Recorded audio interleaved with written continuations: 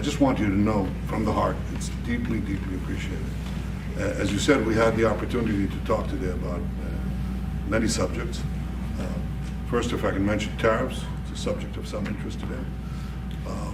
I can tell you that I said to the President a very simple thing. We will eliminate the trade deficit with the United States. We intend to do it very quickly. We think it's the right thing to do. And we're going to also eliminate trade barriers, a variety of trade barriers that have been put up unnecessarily. And I think Israel can serve as a model for many countries who ought to do the same. I recognize the position of the United States. It says, you know, we're allowing other countries to put tariffs on us, but we don't put tariffs on them. And, you know, I'm a free trade champion, and free trade has to be fair trade.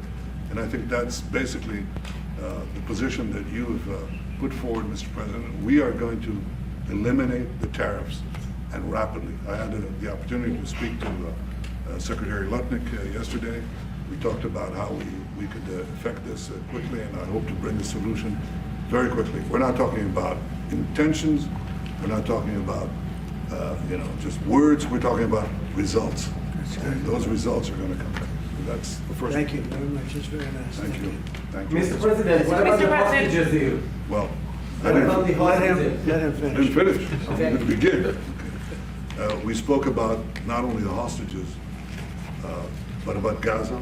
The hostages obviously is a human story of just unbearable agony. I speak to the families. I spoke to them yesterday. Spoke to another one when I was in Hungary before I came here. I speak to them every day. They're in agony. The hostages are in agony, and we want to get them all out. Steve Witkoff was President Trump's very able representative, helped us get a deal that got 25 out. We're working now on another deal that we hope will succeed.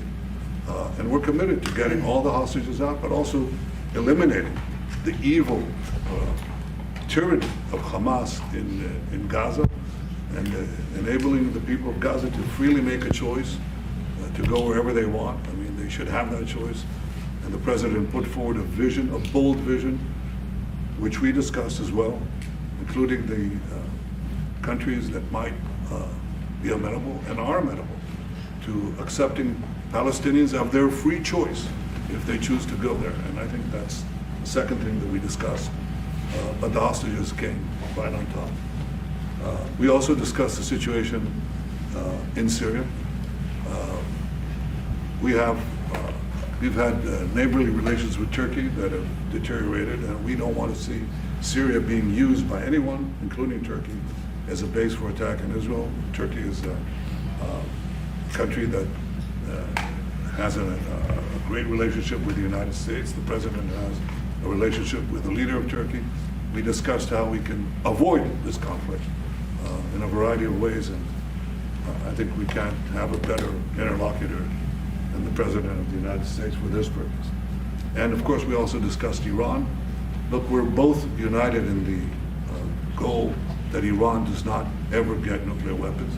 If it could be done diplomatically in a full way, the way it was done in Libya, I think that would be a good thing. But whatever happens, we have to make sure that Iran does not have nuclear weapons. That's the end of my speech. Mr. President, what is your We're having plan to direct getting all talks the with, hostages wait a out? minute, wait. We're having direct talks with Iran. And they've started, it'll go on Saturday. We have a very big meeting, and we'll see what can happen. And I think everybody agrees that doing a deal would be preferable to doing the obvious. And the obvious is not something that I want to be involved with, or frankly, that Israel wants to be involved with if they can avoid it. So we're going to see if we can avoid it. But it's getting to be very dangerous territory. And hopefully those talks will be successful. And I think it would be in Iran's best interest if they are successful. We hope that's going to happen.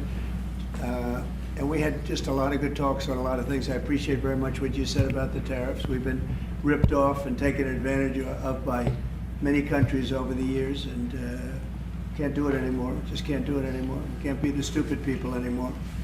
And it's all because of the people that sat in the seat right here, not your seat, but this seat. They allowed things to happen to our country that they shouldn't have allowed to happen on trade and other things, many other things. I mean, look at what's happened with our last president, where he allowed millions of people to come into our country with an open border. Who would want an open border? How stupid was that?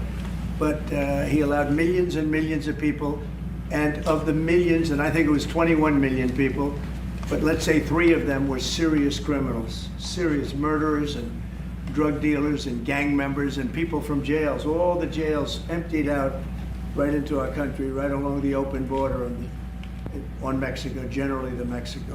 They came in from Canada too, by the way, a lot. But generally speaking, on the southern border.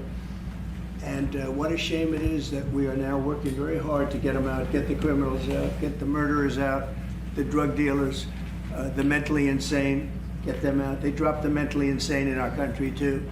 And this was all done by the Biden administration. It's a disgrace that we have to work so hard. And then we have judges that try and protect these people, but they didn't protect us when the people were being let in.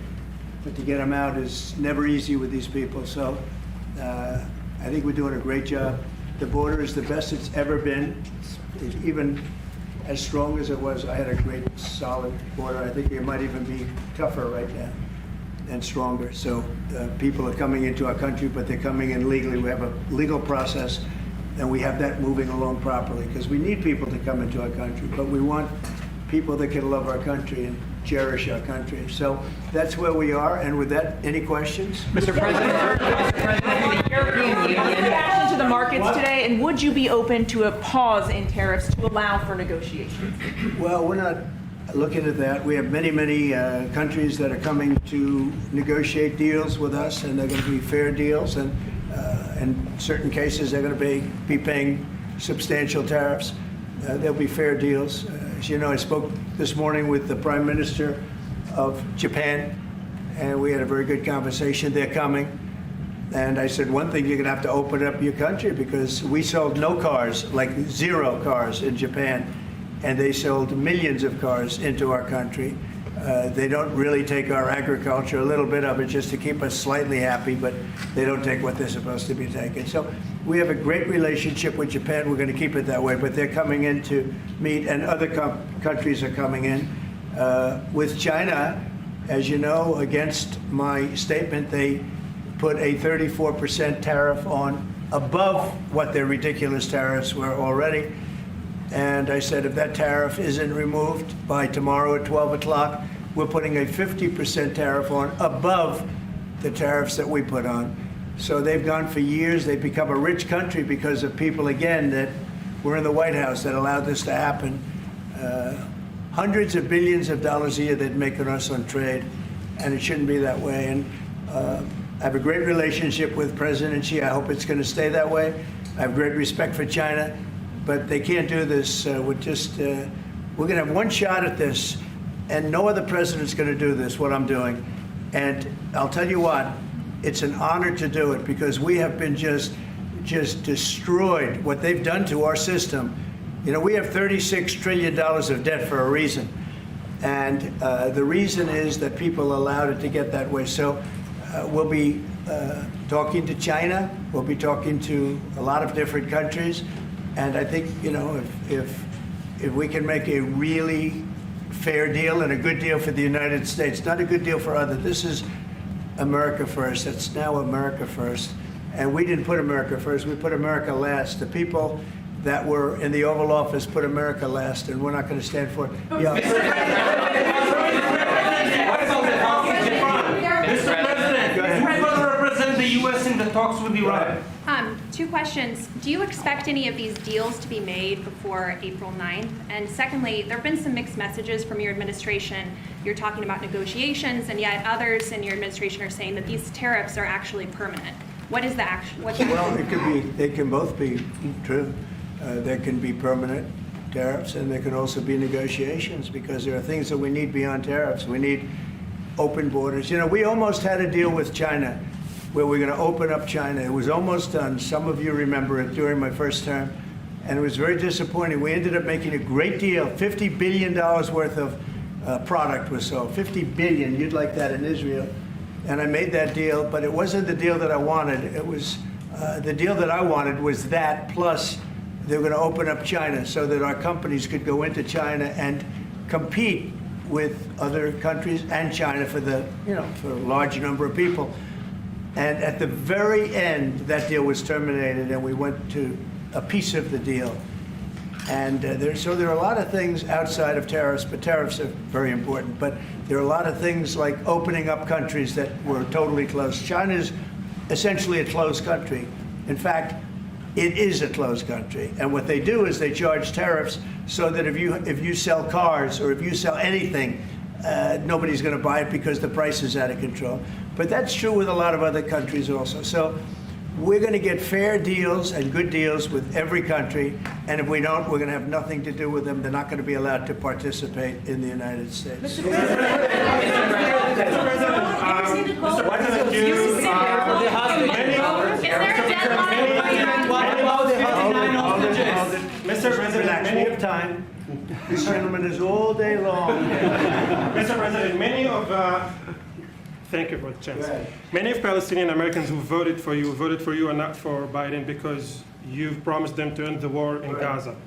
Very The, honored by that vote, too. the war is still going on and there's no hostage deal. Do you have any update on that? Well, I'd like to see the war stop, and I think the war will stop at some point that won't be in the too distant future. Right now, we have a problem with hostages. We're trying to get the hostages out. We got quite a few of them out, but it's a long process. It shouldn't be that long. We have a big problem that we've done. I think I'll ask Pete to maybe talk about it for a second, because a lot of people are asking. The Houthis, we've been very tough and very successful militarily. We've really damaged them badly. These were people shooting down ships and other things, by the way, flying objects like airplanes. And we've put a major hurt on the Houthis, which nobody's been able to do. We've really hit them hard, and they know it, and they don't know what to do. And it's every night, night after night. And we've gotten many of their leaders and their experts. They're experts on missiles. I mean, they actually make missiles. Nobody thought that. But they make missiles. They're highly sophisticated, and they're very tough. But they've been very badly damaged. Nobody else was able to do that but us. Pete, you want to discuss that, please? Yes, sir. It's been a bad 3 weeks for the Houthis, and it's about to get worse. It's been a devastating campaign, whether it's underground facilities, weapons manufacturing, bunkers, troops in the open, air defense assets. We are not going to relent, and it's only to get more unrelenting until the Houthis declare they will stop shooting at our ships. And we've been very clear at the Iranians as well. They should not continue to provide support to the Houthis, and that message has been made very clear. So we have a lot more options and a lot more pressure to apply, and we know, because we see the reports, how devastating this campaign has been in them, and we will not relent. We have a great military. There's no military like our military. And despite Biden having given a lot, but nevertheless a pretty small piece, but it was a lot of our military away in Afghanistan, and one of the dumbest situations, I think, and maybe the most embarrassing situation we've ever been involved in, that short period of time in Afghanistan. What a disgrace that was, but left a lot of our military behind, left. You see them in their annual parades where they're parading trucks that are armor-plated and different things that they can't. But it's many billions of dollars we left behind.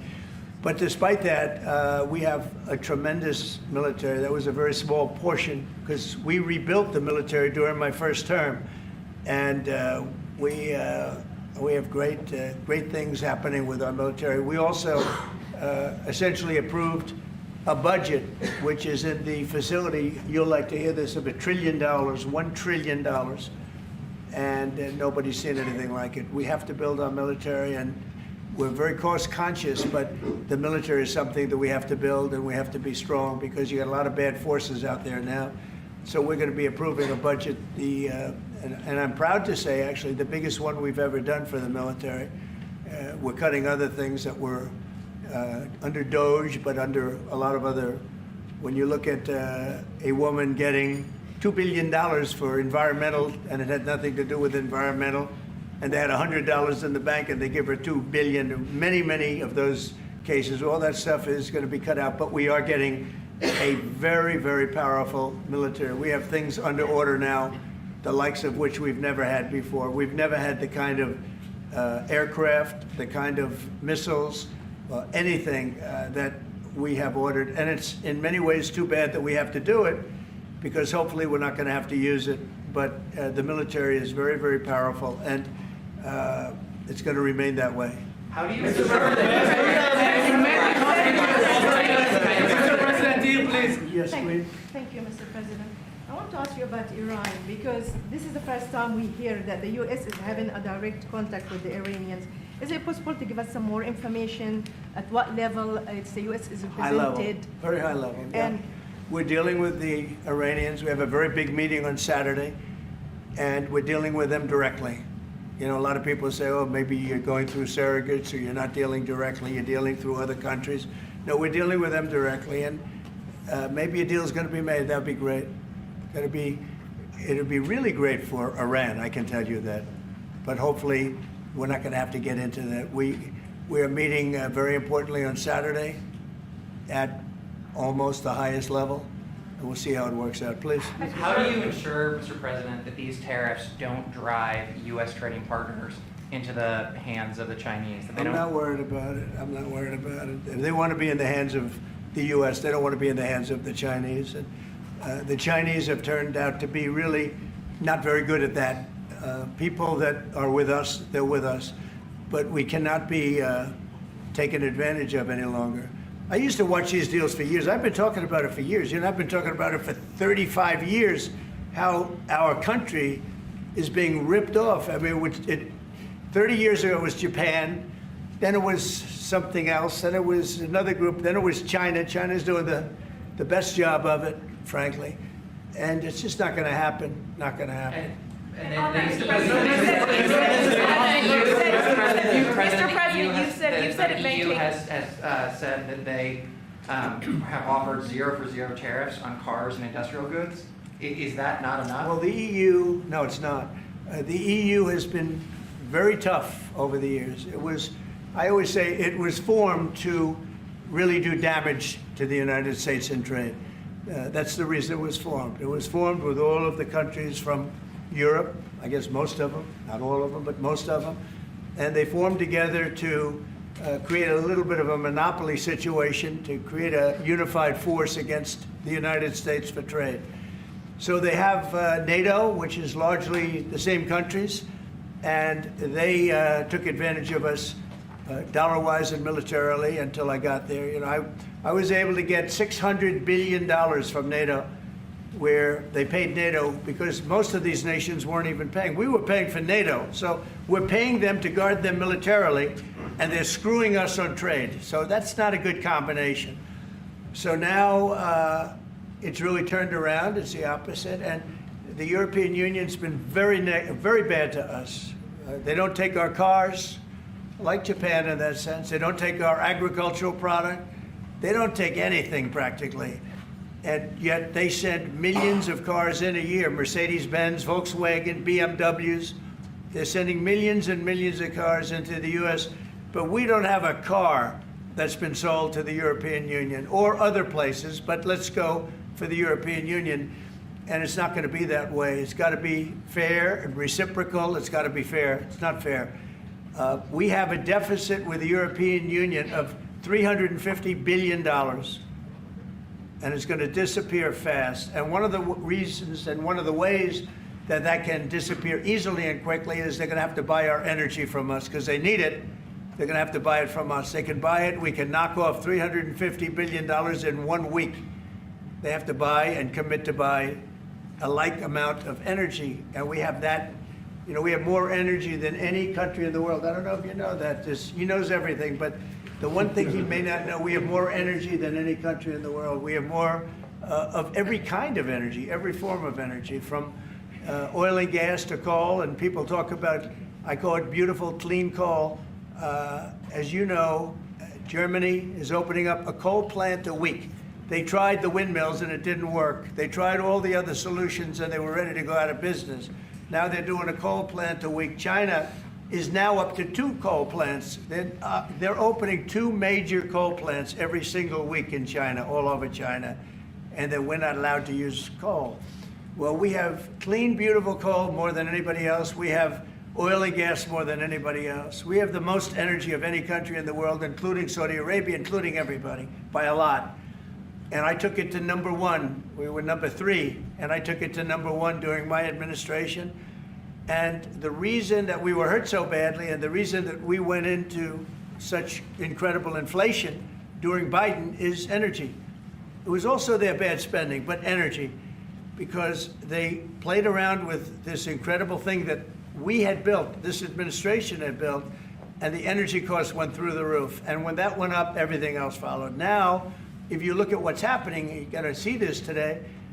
I said we're going to try and get groceries down, right? An old-fashioned term, but a beautiful term. Eggs. So when I got in, the press went absolutely crazy the first week. They said, eggs have quadrupled in price. I said, I just got here. Tell me about it. And Brooke Rollins and our team did a great job, and eggs are down now 79%, and they're all over the place. And this was a problem that somebody else would have taken a long time to cure. We have energy is down. We have interest rates are down. We have groceries, meaning food is down.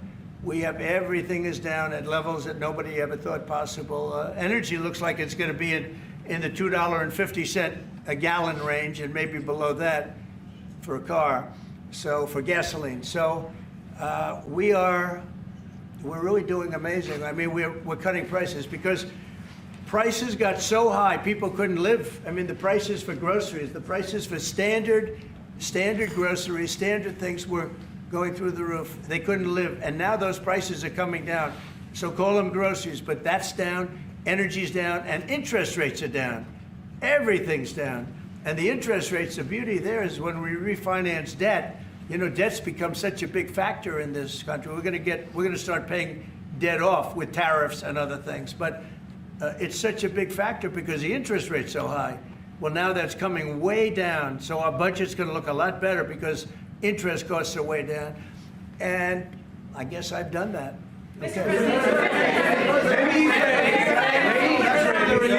Many Israelis are watching you now on live show. Good. What is your specific way of getting the hostages out from the horrific captivity? We are trying very hard to get the hostages out. We're looking at another ceasefire. We'll see what happens. But we want to get the hostages out. The Israeli people want the hostages out more than anything. They want the hostages out. This man is working very hard with us to do that. I mean, I don't know. I hope he's being appreciated because he's been a great leader. He's working very, very hard on the hostages and many other things. And there are plenty of things you have to work on. It's a tough place in the world. I have a good partner. Yeah, you do have a good partner, and so do we. We're working very hard on the hostages. If you're going to negotiate a new deal with Iran, can you elaborate how it's going to be more effective than the JCPOA? Well, I can't really say that, but I think it'll be different and maybe a lot stronger. But they were so happy when we made that first deal because we did get a lot out. You know, I had people right in this office, this beautiful Oval Office. They came in, 10 people, hostages, you know that. And I said to them, so how was it? And the stories they told me, I mean, as an example, I said to them, was there any sign of love? You were there, 10 people. It's only 10, but it's pretty representative. Did the Hamas show any signs of, like, help or liking you? Did they wink at you? Did they give you a piece of bread extra? Did they give you a meal on the side, like, you know, you think of doing? Like what happened in Germany, what happened elsewhere. People would try and help people that were in unbelievable distress. They said no. I said, all of them. I said, did they ever wink at you like, you'll be okay? You're going to be okay? No, they didn't do that. They'd slap us. The hatred is unbelievable. And the lives, you know, they lived in a pipe, not really a tunnel, it was a pipe. And they always thought they were suffocating, they were going to suffocate. And then they'd open up the pipe, and it was like 3.5 feet high. This isn't, you know, we hear tunnels bad, but pipes are worse. And the stories I heard were incredible. But I just said, was there any sign of potential love or affection? and there were none whatsoever. It was amazing to me. There was nothing like, here, take this, it's a little extra meal or something. They lived like hell. I don't know, they were amazing to me because they seemed to be pretty normal. They weren't scarred, but I guarantee underneath they have to be scarred. And one was there for 356 days, another was there for about 180 days, you know, a long time. These are people that have been really, really horribly treated. I've never seen anything like it, actually. I was very surprised to hear the answer. Thank you, Mr. President. Are there 2 or 3 countries that are on your list that you feel are farther along in getting their tariffs lowered? I think there are many that want to get rid of tariffs right now. European Union, I mean, as badly as they've treated us, they've brought their car tariffs essentially off. I guess they brought it down to 2.5, and I hear maybe to nothing. But it's not only tariffs, it's non-monetary tariffs. It's tariffs where they put things on that make it impossible for you to sell a car. It's not a money thing. They make it so difficult, the standards and the tests. They drop a bowling ball on the top of your car from 20 feet up in the air, and if there's a little dent, they say, no, I'm sorry, your car doesn't qualify. When the same car from Germany or anything would dent likewise, unless you can have an army tank, it's going to dent. So they come up with rules and regulations that are just designed for one reason, that you can't sell your product in those countries, and we're not going to let that happen. Those are called non-monetary barriers. They make barriers that are so tough that it's impossible to qualify. So tariffs are a big part of it, but there's another big part of it, and that's barriers. They also do something else. They manipulate their currency, and they drive it down. They want to have low currencies, you know. It sounds better to have a high currency, a strong dollar or whatever, but they bring their currency down, and when it competes with our currency, it's very hard to sell a tractor. It's very hard to sell product because their currency is low and ours is much higher relatively. And so it makes it very hard. I speak to a lot of companies that do business, tractor companies, and they say it's so hard to sell because what they've done is they've lowered the yen or they've lowered the yuan or they've lowered their currency, so that it's very hard to compete. We don't want that either. So we have a lot of things that we're talking about, but we're going to fix it properly, and it's going to be fair to everybody. And in the end, I think we're going to have a world that does a lot better, you know, but they have to respect the United States. And nobody but me would do this. Nobody but me would do this. You know, it would be nice to serve a nice, easy term, but we have an opportunity to change the fabric of our country. We have an opportunity to reset the table on trade. We lose billions of dollars. We lose close to $2 trillion a year on trade. We lose $1 trillion a year to China. $1 trillion. We lose hundreds of billions of dollars a year on trade to China. We lose hundreds of billions of dollars overall, probably close to $2 trillion. Why would we do that? Number one, why would we do that? And then you have to say, is it sustainable? Then you hear about all of the people that say, well, deficits. If we have a deficit with the country, or if the country has a big surplus with us, like China has a massive surplus, that they take and they spend on their military. Well, we don't want that.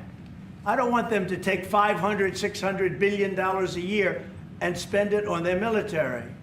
I don't want them spending money on their military. And I shouldn't have to spend money. We shouldn't have to spend it either. Because, you know, hopefully, and I said this to President Xi, hopefully it's money that we're never going to use. In other words, because we're not going to use those incredible weapons that we have and that they have. We don't want that. So it's going to be very interesting. It's the only chance our country will have to reset the table. Because no other president would be willing to do what I'm doing or to even go through it. Now, I don't mind going through it because I see a beautiful picture at the end. But we are making tremendous progress with a lot of countries, and the countries that really took advantage of us are now saying, please negotiate. You know why? Because they're getting beaten badly because of what's happening. They're getting beaten badly. They're being devalued as countries. But it's the only chance we're going to have to reset the table on trade. And when we do, we're going to come out unbelievably well. We're going to have a strong country economically again, and we're going to have those factories that are empty all over the United States. We've lost 90,000 plants and factories. Think of this, 90,000, you wouldn't think it's possible. 90,000 plants and factories since NAFTA, which was, by the way, the worst trade deal ever developed, ever had by any country anywhere, NAFTA. And I terminated NAFTA. Everybody said it would be impossible. And I terminated it through Congress. We terminated it. You had to get it through Congress. It was a trap. It was a horrible thing, and we got it done. And we went to the USMCA, which was much better. The problem is they cheat. They cheat like crazy. Canada cheats, Mexico cheats, just one of those things. But we are resetting a table, and we're going to have great trade, and we're going to have a very strong country. Our country is going to be at a level that has maybe never been, or maybe, you know, our country was the strongest, believe it or not, from 1870 to 1913. You know why? It was all tariff-based. We had no income tax. Then in 1913, some genius came up with the idea of let's charge the people of our country, not foreign countries that are ripping off our country. And the country was never that kind of wealth. We had so much wealth, we didn't know what to do with our money. We had meetings, we had committees, and these committees worked tirelessly to study one subject. We have so much money. What are we going to do with it? Who are we going to give it to? And I hope we're going to be in that position again. Mr. President, do you plan to reduce the tariffs that your government put on Israeli goods, 17%? On where? On Israeli goods, the 17%. Do you plan Well, to we're reduce talking about a whole new trade. Maybe not. Maybe not. Don't forget, we help Israel a lot. You know, we give Israel $4 billion a year. That's a lot. Congratulations, by the way. That's pretty good. But we give Israel billions of dollars a year. Billions. It's one of the highest of, and we give a lot of countries money. You wouldn't believe if I said we give Afghanistan a lot of money, didn't it? Because that was a Biden deal, another Biden deal. Not only did he embarrass us with that, but they give them billions of dollars, Afghanistan, right? So, but no, we take good care of our friends, and we don't take care of our enemies. We're not taking care of our enemies anymore, but we do take care of our friends. Mr. Berman from the Times of Israel.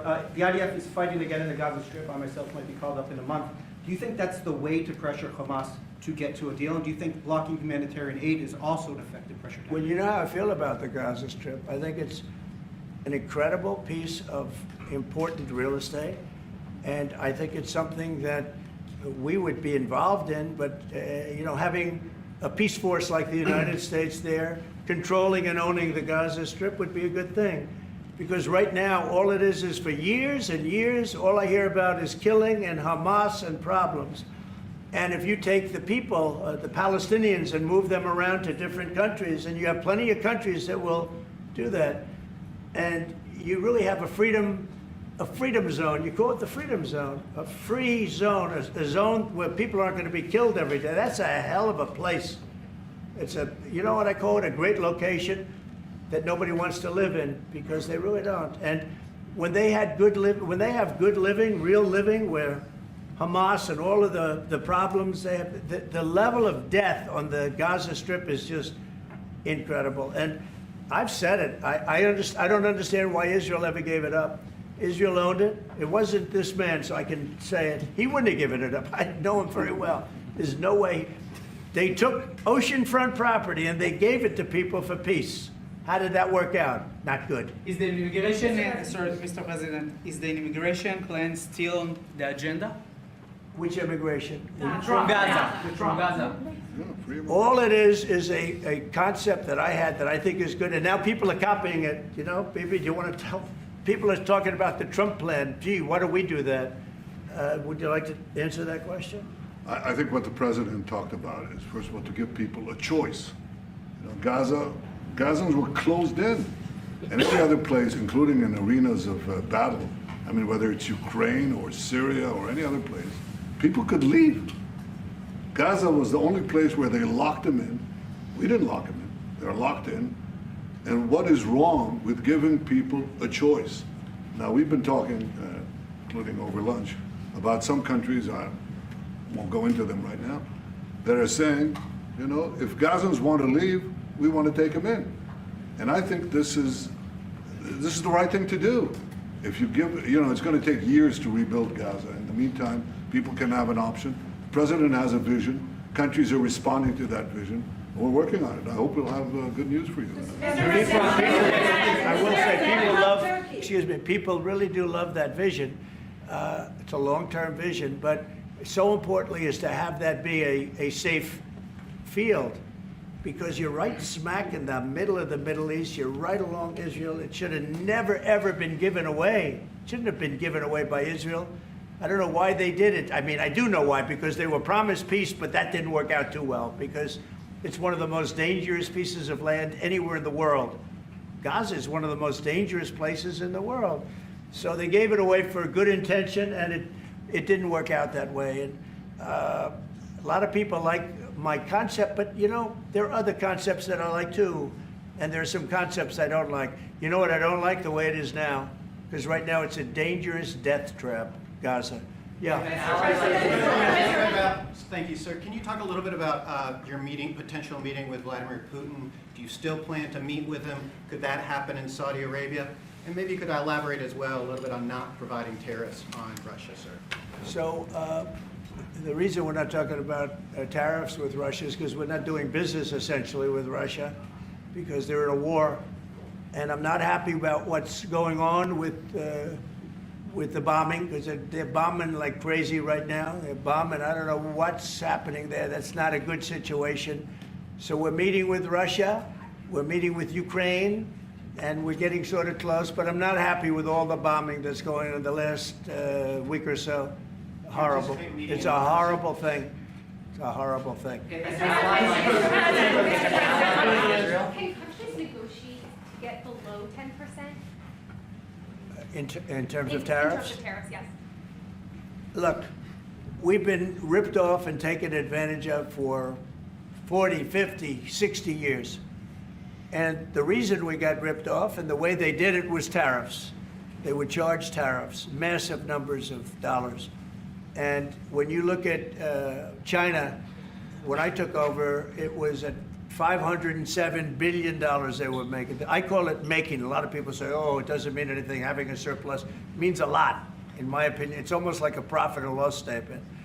And when I took over, it was $507 billion that China was, this is originally, first term. And we were very, very tough on them because they were taking that money and they were building a military with it.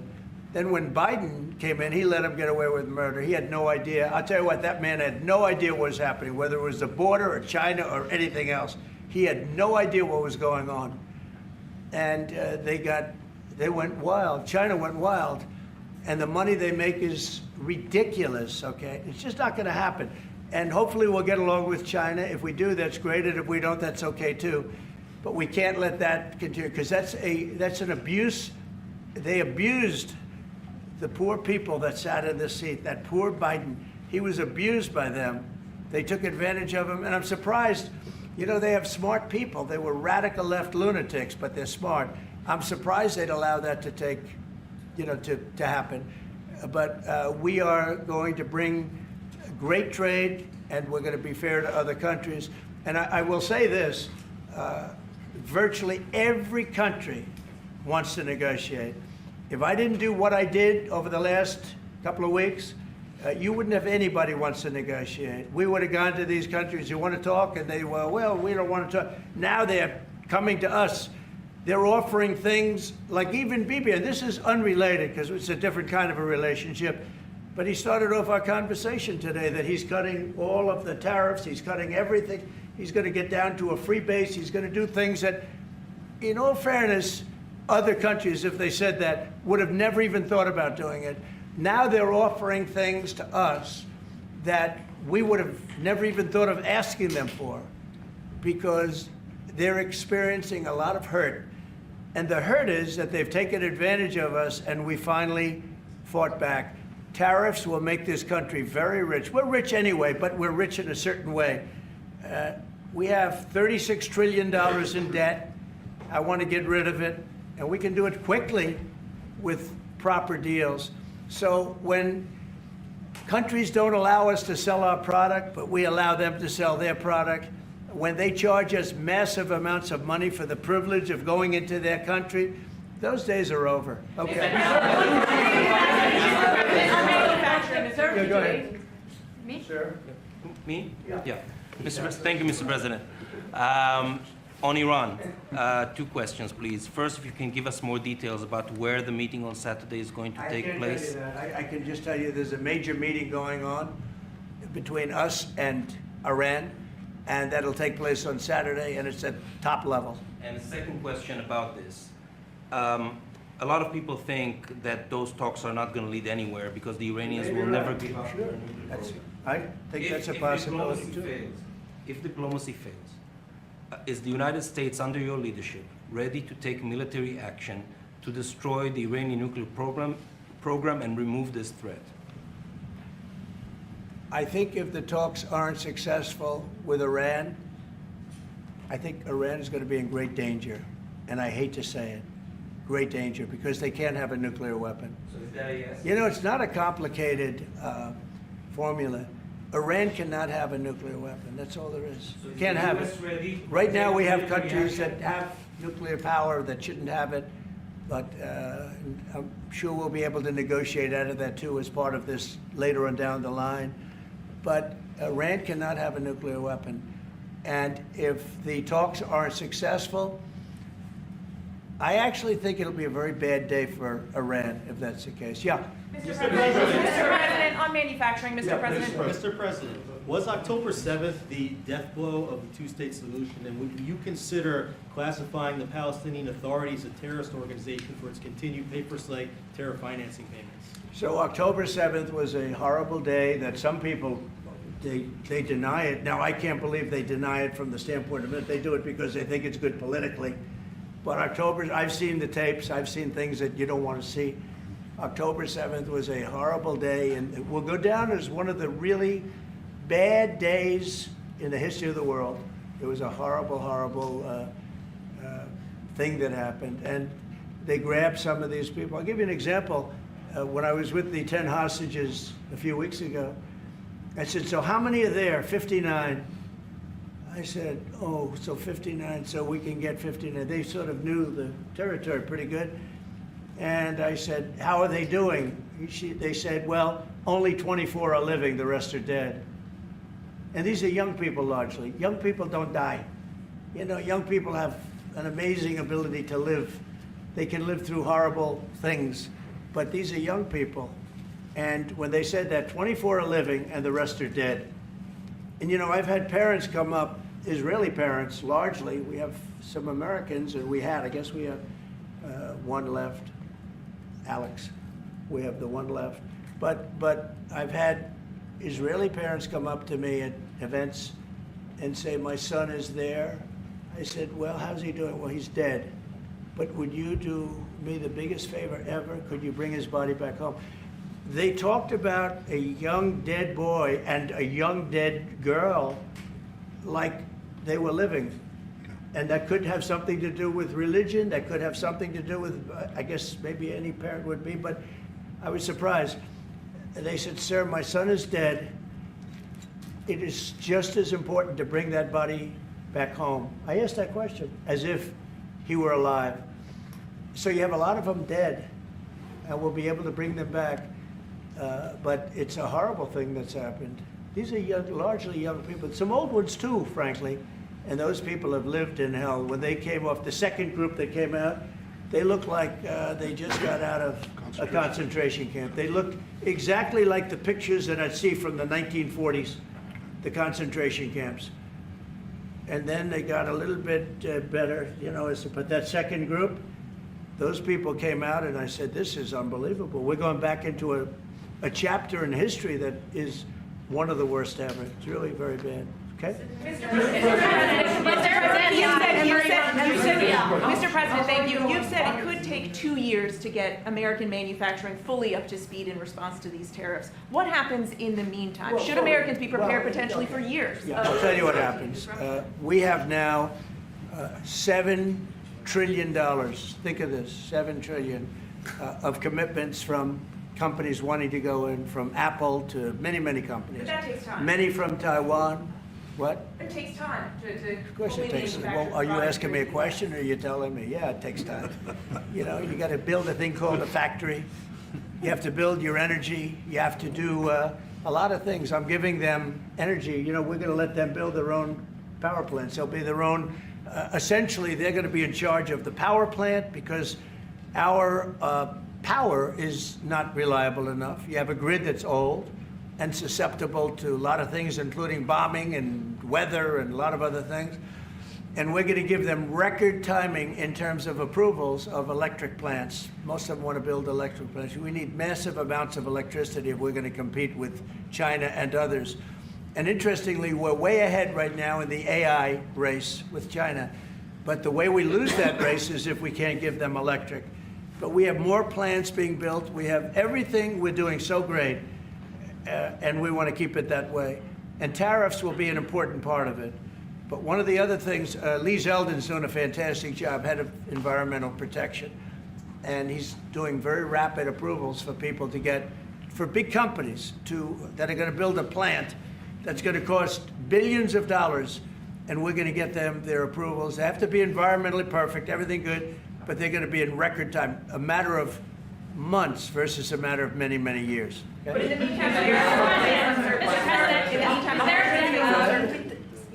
Lisa Rozovsky from Haaretz. Turkey claims it will stabilize the situation in Syria. Turkey? Yeah.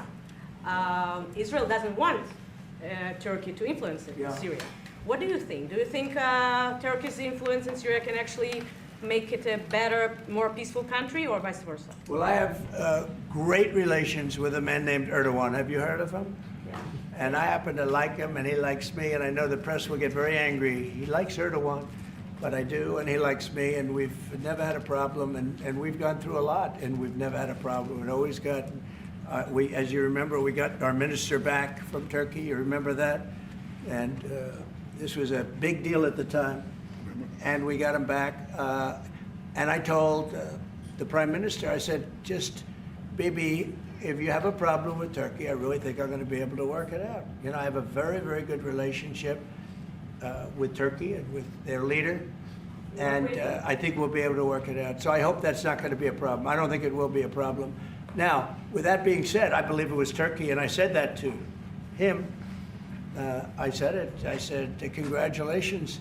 You've done what nobody's been able to do in 2,000 years. You've taken over Syria with different names, but same thing. I said, you've taken it over. He's taken it over through surrogates. He goes, no, it was not me. I said, it was you, but that's okay. You don't have to say, well, sort of maybe it was me, okay. But what he did, look, he's a tough guy and he's very smart. And he did something that nobody was able to do. You know, you got to hand it to him. Any problem that you have with Turkey, I think I can solve. I mean, as long as you're reasonable. You have to be reasonable. We have to be reasonable. Thank you very much, everybody. Thank you.